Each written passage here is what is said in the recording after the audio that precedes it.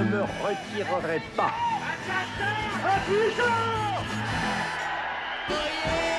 En mai 1968, Raymond Poulidor est déjà une légende, l'une des personnalités les plus populaires de France. Raymond Poulidor, vous étiez où en mai 68 ? J'étais surtout très inquiet. Très inquiet, j'étais chez moi.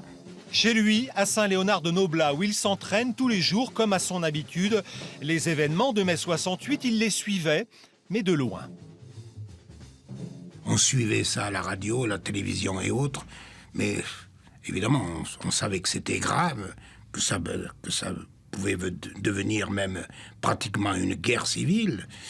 Mais à la campagne, on était loin de tout ça. Moi, je continuais à m'entraîner comme si de rien n'était. Cette année-là, de nombreuses incertitudes planent sur le calendrier des grandes épreuves cyclistes à cause des restrictions d'essence. Des courses comme le Dauphiné libéré ou le Midi libre sont annulées.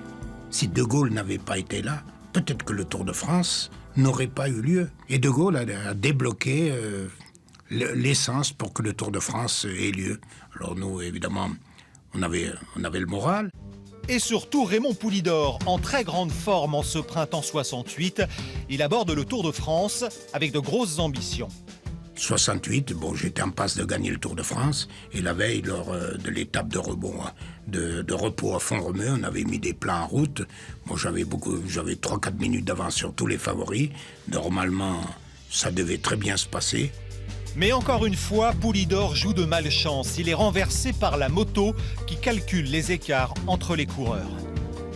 La moto s'est rabattue et elle s'est retournée pour voir l'écart qu'il y avait. Et il a perdu un peu le contrôle de sa moto. Et moi, j'arrivais à ce moment-là et la moto est tombée sur la roue arrière de mon vélo et m'a projeté sur le sol. J'y ai rien vu du tout.